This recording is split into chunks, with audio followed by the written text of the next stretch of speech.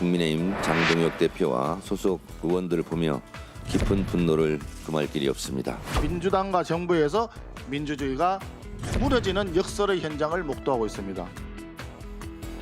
오늘 아침 정면 충돌한 양당 지도부. 분노를 금할 수 없다는 정청래 민주당 대표는 국민의힘을 이렇게 규정했습니다. 1년이 지난 지금 국민의힘 전체에 암덩어리들이 전이되어 곳곳에 퍼져 있다는 것이 명확하다고 생각합니다. 암덩어리는 전부 다 긁어내서 확실하게 처단해야 합니다. 내란 비호 정당에게 남은 것은 정당 해산뿐입니다. 반면 국민의힘은 존엄한 이름을 이야기하며 대통령실을 직격했는데요. 의문의 비선 실세, 김현지 실장의 국정농단은 나날이 커지고 있습니다. 김남국 비서관의 죄는 아마도 청탁을 전달한 죄가 아니라 존엄한 이름을 함부로 거론한 죄 아닌가 궁금합니다. 국민들은 묻습니다. 김현지, 도대체 넌 누구냐? 서로를 향한 비난과 비판들. 이 말들이 과연 앞으로의 전국을 어떤 방향으로 끌고 갈까요? 예, 앞서 듣고 오신 대로 정청래 민주당 대표는 국민의힘의 상황에 대해서 암덩어리라고 표현했고요. 또 다른 지도부 인사는 장동혁 대표를 탄핵하라 이렇게 요구했습니다. 이현주 최고위원의 말입니다. 장동혁 대표 등 지도부와 일부 몰지각한 세력은 계엄을 정당화하는 등 여전히 현실과 괴리된 막말을 쏟아내고 있습니다. 대국민 사과에 참여한 25분의 용기 있는 의원들이 나서서 내란 동조 세력인 장동혁 대표를 탄핵하고 제1야당을 헌법에 맞게 정상화시키는 것만이 정치를 정상화시키고 우리 대한민국을 바로 세우는 길이 아닐까 합니다. 예, 김진욱 의원님, 암덩어리, 장동혁 대표 탄핵 이런 말이 나왔어요. 더 이상 개선에 여지가 없다 이렇게 민주당은 판단하고 있는 걸까요? 그렇습니다. 장동혁 대표가 최근 1년에 보여주고 있는 발언들은 사실상 윤석열 전 대통령의 12.3 비상계엄문의 데칼코마니와 같다.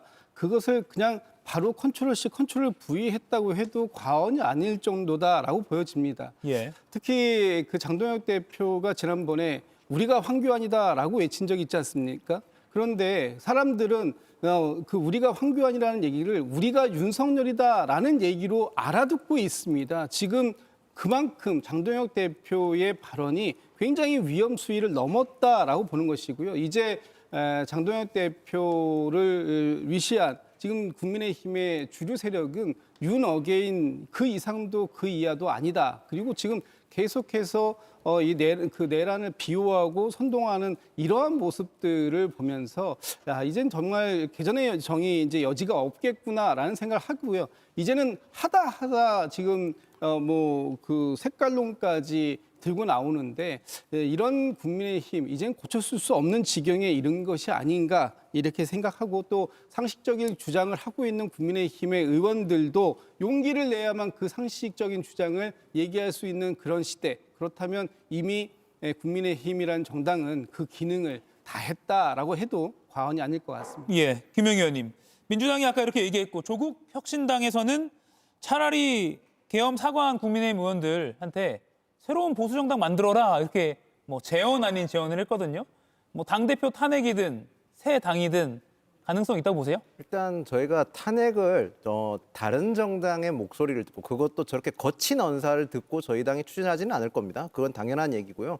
특히 조국혁신당 같은 경우는 새로운 보수신당을 만들려고 하시는데 조국혁신당 문제부터 더 해결해야 될 거 아닌가 싶습니다. 지금 성비위 문제를 어떻게 해결하는지 피해자를 어떻게 제대로 보호하고 있는지에 대해서 명쾌한 해답을 못 내리고 있지 않습니까? 거기다가 조국 대표 같은 경우는 방송 토론이라든지 한동훈 전 대표가 제안한 토론에서 도망치는 모습을 보이고 있지 않습니까? 그런 모습이 과연 얼마나 소구력이 있을지 의문이고 원내 제3당이지만 그에 따르지 못하는 지지를 받고 있고 거기에 원내 제3당이면 국가보조금도 많이 받습니다. 그런데 전국 전당을 지향하는 것이 아니라 특정 지역의 선거를 준비하는 데 더 몰두하고 있는 모습도 보이고 있습니다. 결코 바람직하지 않은 제3당의 모습을 보이고 있는데 그런 모습부터 먼저 반성하라 말씀드리고 싶고요.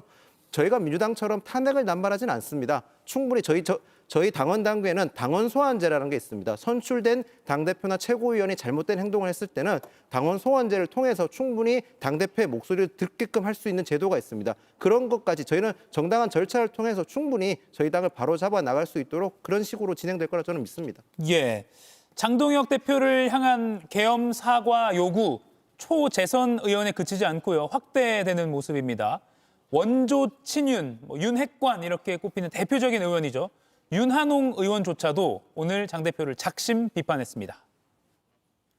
똥 묻은 개가 겨 묻은 개 비판하는 꼴이니 우리가 아무리 이재명 정부를 비판해도 국민들 마음에 다가가지 못합니다. 백약이 무효입니다. 윤석열 전 대통령과의 인연, 골수지지층의 손가락질 다 벗어 던지고 계엄의 굴레를 벗어나자 하는 말씀을 드리고 싶습니다. 국정마비가 계엄의 원인이다. 이런 얘기 더 이상 하면 안 된다고 저는 생각합니다. 이런 논리로 계엄이 정당화될 수 없습니다. 예, 똥 묻은 개가 겨 묻은 개 비판한다. 꽤 수위가 높은 발언이 같은 테이블에 장 대표가 앉아 있었는데 나왔어요. 이 작심 비판이라고 할 만한데 배경 뭐라고 보세요? 일단 저 말 자체가 구구절절 다 맞는 말이잖아요. 지금 계엄이 있은 지 만 1년이 됐는데도 당 대표가 정확한 사과와 반성의 메시지를 내놓지 않으면 그건 그 자체로 잘못된 겁니다. 그러면은 한때 윤핵관이라고 일시적으로 불렸던 분이든 아니든 그런 것은 누구든 그 바로잡기 위한 목소리를 내야 되는 거예요. 그리고 제가 이런 말씀을 좀 드리고 싶습니다.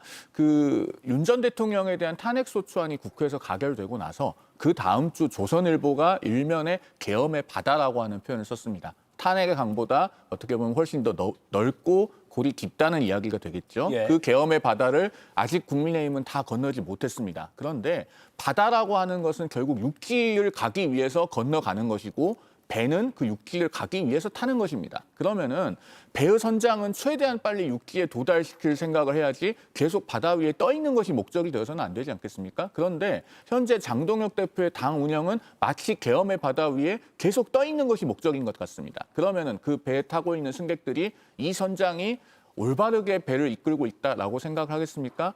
만약에 선장도 항해사도 제대로 된 해도를 읽지 못하면은 그 배에 타고 있는 승객들이 저마다 GPS를 띄워보게 될 겁니다. 윤한홍 의원의 발언은 저는 그런 것의 일환이라고 보고 지금이라도 대우각성에서 이 계엄에 관해서만큼은 올바른 입장 정리를 해야 됩니다. 그렇게 하지 않고 언제까지고 계엄의 바다 위에 떠 있을 수 없다라는 말씀을 분명하게 드립니다. 예. 같이 바로 옆에 앉아있던 장 대표는 이 말에 별다른 반응은 없었습니다. 조윤삼 위원님, 친윤계에서도 이런 직격 비판이 나왔기 때문에 장동혁 대표의 리더십이라고 할까요? 장동혁 호, 체제, 흔들리기 시작했다 이렇게 봐도 될까요? 장동혁 대표 입장에서는 굉장히 곤혹스러울 것 같을 수밖에 없지 않을까 싶습니다. 예. 윤한홍 의원의 경우에는 친윤이죠. 대표적인 친윤이고 명태균 씨한테 그런 문자를 보내면서 윤석열 전 대통령에 유리한 그런 회유 문자를 보내기도 했던 그런 장본이기도 하고요. 건진 법사로부터 인사청탁을 받았다는 의혹이 있는 그런 의원이기도 합니다. 그만큼 윤석열 전 대통령과 가까이 있다라는 그런 평가를 받는 의원임에도 불구하고 윤석열 전 대통령과 절연하고 윤어게인 세력과 절연해야 한다는 그런 모습을 보여주고 그러한 주장을 장동혁 대표 면전에서 직접적으로 한 것이거든요. 그것 예. 자체가 아마 장동혁 지도부가 언제까지 이 지금 현재 그런 입장을 유지할 수 있을 것인가를 생각할 수밖에 없는 부분이라고 하겠고요. 이 전에 살펴보게 되면 지방선거에서 대표적인 주자라고 할 수가 있는 오세훈 서울시장이라든가 박형준 부산시장의 경우에도 예. 마찬가지로 장동혁 대표의 입장 변화를 요구하지 않았겠습니까? 이런 것들이 아마 지방선거를 앞두고 분출할 수밖에 없을 겁니다. 조만간 윤석열 전 대통령에 대한 내란 혐의에 대한 1심 선고가 임박해 있지 않겠습니까? 예. 내란 선고가 나게 되면 더 이상 거스를 수 없는 민심의 흐름에 아마 장동혁 대표가 결단할 수밖에 없는 그런 지점에 이르지 않을까 싶습니다. 김용 의원님, 비대위 전환 가능성 좀 많이 앞서간 예상일 수 있습니다만 그 수순으로 가고 있다. 여기에 동의하세요? 그러니까 정당은 늘 민심에 반응하지 않습니까? 예. 근데 그중에 공직선거는 정당이 가장 민감하게 반응하는 선거입니다. 지방선거 같은 경우는 후보자가 가장 많은 공직선거입니다. 그러면 후보자들은 본인 선거를 뛰어야 되기 때문에 그 본인 선거의 득표에 방해가 되는 요소에 대해서는 불만이 분출할 수밖에 없는 상황입니다. 지금 장동혁 대표가 나가고 있는 모습이 공직선거에서 이길 수 있느냐, 그 질문에 대해서 아무도 확답을 못할 겁니다. 저희 당 구성원들이. 그렇게 되면 결국에는 공직 후보자들이 본격적으로 나타나기 시작하고 후보가 정해지고 나면 지금 장동혁 대표가 가지고 있는 스탠스, 즉 전략 같은 거에 대해서 변화의 목소리를 분출되게 되면 장동혁 대표가 거기 목소리에 반응하지 못한다면 여러 가지 정치적 시나리오를 생각할 수밖에 없는 상황은 직면할 거라 예상됩니다. 예. 자, 그런가 하면 장동혁 대표 리스크로 흔들리고 있는 국민의힘은요. 그나마 김현지 대통령실 제1부속실장을 향한 공세로 고삐를 죄고 있는 모습입니다. 김남국 비서관만 꼬리 자르기식 사표를 냈고 김현지 실장은 여전히 존엄의 위치를 유지하고 있습니다. 김남국 비서관의 죄는 아마도 청탁을 전달한 죄가 아니라 존엄한 이름을 함부로 거론한 죄 아닌가 궁금합니다. 역대 최강 실세입니다. 김진욱 위원님, 이번 그 문자 인사청탁 논란 때문에 잠시 수면 아래로 가라앉은 것 같았던 김현지 부속실장 이름이 다시 전면으로 나왔어요. 어떻게 보세요? 매우 부적절한 상황이었다라고 봅니다. 예. 일단 문자가 왔다 갔다 한 부분에 대해서는. 그런데 그 문자가 왔다 갔다 한 부분에 김현지 실장의 이름이 들어 있었다라는 이유만으로 또다시 김현지 실장을 공격하고 그것을 통해서 이재명 정부, 특히 이재명 대통령을 공격하려고 하는 국민의힘의 정치 공세는 온당한 공세는 아니다라고 보여집니다. 저 문자 안에 이름이 두 사람의 이름이 있습니다. 그런데 유독이 지금 김현지 실장만을 놓고 마치 이 김현지 실장이 모든 인사를 쥐락펴락하는 것처럼 그렇게 이미지화하고 있는 것, 이것이야말로 정치 공세일 수밖에 없는 것이고요. 지금 대통령실에서는 이 문제가 얼마나 그 위중한 상황인가, 그리고 특히 이재명 정부의 인사 시스템이 왜곡되지 않도록 또 그런 부분들에 대해서 공직기강을 바로 세우는 측면에서 김남국 비서관의 사표를 제출하자마자 바로 그 자리에 수리했다는 거 아닙니까? 그렇다면 지금 대통령실의 입장도 굉장히 다르지 않게 공직기강을 확립하는 데 차원에서 있는데 여기에 불필요하게 김현지 부속실장의 이름을 자꾸 계속해서 언급하는 것, 이것은 이제 지양할 때 되었다 이렇게 보고 있습니다. 예, 송영훈 의원님 어떻게 보세요? 아니, 김현지 실장의 이름이 거기서 등장하는 것이 핵심이죠. 그 김남국 비서관과 문진석 의원이 주고받은 문자의 핵심은요. 김남국 비서관이 훈식이 형과 현지 누나에게 부탁할게요라고 얘기하니까 문진석 의원이 거기에 대고 맞아, 살펴줘라고 맞장구를 치는 부분, 그게 핵심입니다. 김현지 실장이 인사에 대해서 아무런 권한을 행사하지 않고 번지수가 맞지 않은 거면 문진석 의원이 그렇게 반응하겠습니까? 즉 맞아 살펴줘가 의미하는 것은 김남국 비서관도 인사에 관해서 핵심이 김현지 실장이라고 인식하고 있는 것이고 여당의 원내 수석 부대표인 문진석 의원도 그렇게 인식하고 있다는 겁니다. 즉 여권 내의 보편적인 공감대인 거예요. 이분들이 그런 걸 몰라서 지금 엉뚱한 곳에 청탁을 했겠습니까? 그렇기 때문에 김현지 실장 이야기를 하는 것이고, 자, 이쯤 되면은 이른바 헌법 존중 TF라고 하는 것은 뭐 하는지 모르겠어요. 김현지 실장 휴대전화부터 받아서 즉각 감찰에 착수해야 되는 것 아닙니까? 그러면서 부정한 인사청탁이 없었는지 낱낱이 확인해 볼 때가 됐어요. 그런 조치를 했다는 이야기는 전혀 들리지 않습니다. 그런데 정말로 민심에 부응하고 상식에 맞는 조치를 회피하면 회피할수록 민심의 이자가 쌓입니다. 나중에 이런 것이 정권의 큰 후과로 돌아올 것이다. 분명하게 경고드립니다. 예. 김현지 부속실장 그리고 김남국 전 비서관 두 사람이 각각 언론 보도를 통해서 입장이 간접적으로 나왔습니다. 김현지 부속실장은 실질적 인사 권한은 있냐라는 조선일보 기자의 질문에 에이 그거 아니다 이렇게 답변을 했고요. 또 이 자리가 어렵다. 언행은 항상 조심해야 한다 이렇게 답했다고 합니다. 또 김남국 전 비서관은 인사 추천한 적이 단 한 번도 없다. 부패한 사람으로 오해받으니까 착잡하다 이런 심경을 밝혔다고 합니다. 조윤삼 위원님. 뭐 민주당 특유의 호칭 문화라고 보는 시각도 민주당 내에서 좀 나오고 있는 것 같고요. 이 논란 어디까지 번질 것으로 좀 보세요? 김남국 전 비서관이 사퇴하면서 일단락이 되었다고 봐야 되는 게 맞지 않을까 싶습니다. 그 문자를 주고받는 내용을 살펴보게 되면 김현지 부속실장에 대한 말은 김남국 전 비서관이 스스로 먼저 꺼낸 거예요. 그렇기 때문에 어떠한 그 맥락을 살펴보게 되면 김현지 실장에게 청탁을 한다, 인사를 추천을 요청한다라는 말은 나와 있지 않습니다. 앞서 변호사님께서는 맞다, 살펴봐달라, 잘 살펴봐달라라는 문자가 그렇다고 하시는데 그 앞 문장을 봐야 돼요.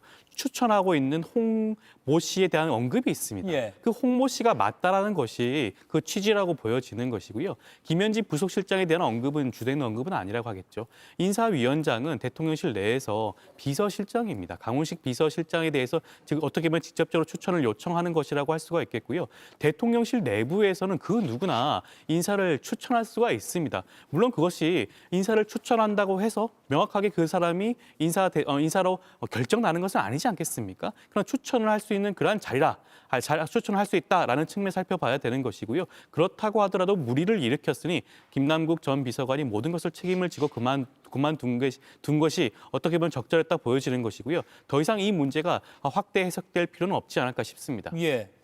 송영훈 의원께 이 질문 드려볼게요. 문진석 의원, 지금 민주당 원내운영수석 부대표인데 직위에서 내려올 가능성 어떻게 보세요? 내려와야지 맞죠. 그리고 지금 정청래 대표가 하지 않고 있는 것이 있습니다. 저 경우도 민주당 윤리감찰단으로 하여금 지체 없이 진상조사에 착수하도록 해야죠. 그리고 그동안에는 적어도 당직을 내려놓고 조사받아야 되지 않겠습니까? 그런데 민주당 내에 그런 조치는 전혀 없어요. 그러면은 얼마나 이런 인사청탁의 문화가 만연해 있는가. 그리고 저런 것들은 전혀 문제되지 않는다라고 보고 있는 것인가라는 것을 방증해 준다고 생각합니다. 그리고 제가 짧게 하나만 더 짚자면 누구든지 인사 추천은 할 수 있는 것이라고 앞서 조현삼 의원께서 말씀하셨는데요. 이 인사 추천이라고 하는 것이 아니고 인사 청탁이라고 해야 정확합니다. 자리가 어떤 곳입니까? 한국자동차 모빌리티 산업협회, 엄연히 민간기관입니다. 5개 완성차 업체가 그 회원사이고 그 민간기관에서 자율적으로 회장을 누구를 뽑든 정해야 되는 것인데 그게 어떻게 인사 추천이 될 수 있습니까? 정권에서 말이 들어가는 순간 그건 인사 외압이고 직권남용의 범죄 행위가 된다라는 점을 분명하게 말씀드립니다. 예, 김영 의원님. 지금 민주당 일부 의원들은 김 전 비서관을 두둔하는 그런 글을 공개적으로 페이스북 등에 올렸습니다. 예를 들어서 박지원 의원, 또 강득구 의원 등이 올렸는데 어떻게 보셨습니까? 민주당 분들 김남국 비서관이나 김현지 실장을 지키기 위해서 이렇게까지 하시면 안 됩니다. 우리 공직사회에 형 동생이 어디 있습니까? 공직사회 직하면 형 동생은 없습니다. 형 동생이란 문화가 있다면 민주당이 공직을 어떻게 바라보는지 볼 수 있는 정확한 징표라고 생각되는데 굉장히 개탄스럽습니다.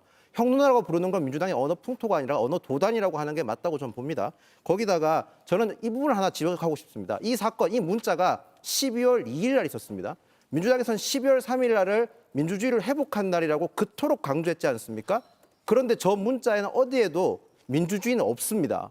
오히려 민주당은 정말 저 문자가 12월 2일 날 저 엄중한 시점에 발생했다는 거에 대해서 반성하고 그리고 국민들께 사죄해야 되는 게 지금 정확한 상황입니다. 어설프게 방어할 수 있는 논리가 없습니다. 저기에는. 어떻게 보면 우리 국민들이 민주주의를 제일 싫어하는, 민주주의를 저해하는 요소라고 생각하는 학연도 있었고 그리고 그 학연에서 서로 우리끼리 카르텔이 만들어지고 있는 거였지 않습니까? 그런 부분에 있어서만큼은 저는 충분히 민주당이 반성하고 비판받아야 될 부분이라고 생각합니다. 예, 마지막으로 김진욱 의원님. 저희 이제 마수 토론에서도 아마 다룰 수 있을 것 같긴 한데 아까 송영훈 의원께 드린 질문 똑같습니다. 문진석 민주당 원내운영수석 부대표 내려올 가능성, 내려와야 한다. 어떻게 전망하세요? 그거는 스스로 판단해야 될 일이 아닐까 싶습니다. 일단 그 문진석 의원이 지금 원내 수석 부대표 겸 운영위 간사를 맡고 계시기 때문에 상당히 중요한 역할을 하셔야 되는 것이고 이 인사권은 김병기 원내대표가 가지고 계시죠. 정청래 대표와 김병기 원내대표께서 문진석 의원에게 이 문제가 되지 않았다면 엄중하게 경고조차 하지 않았을 겁니다. 예. 이것이 상당히 심각하게 받아들여졌기 때문에 엄중 경고라는 것을 한 것이고요. 당에서 할 수 있는 최대의 조치 사항이 아니었는가. 이 이후에 본인의 행동에 대해서 어떤 방식으로 책임을 져갈 것인가 하는 것은 의원 스스로가 결정해야 할 문제다 이렇게 보고 있습니다. 예. 네 분과의 토론은 여기서 마무리하고요. 저는 마수 토론에서 바로 또 이어가겠습니다. 네 분 눈길, 빙판길 조심하십시오. 고맙습니다. 이가혁 라이브를 시청해 주셔서 고맙습니다. 이가혁 라이브는 평일 오후 5시 TV와 유튜브로 실시간으로도 함께 하실 수 있습니다.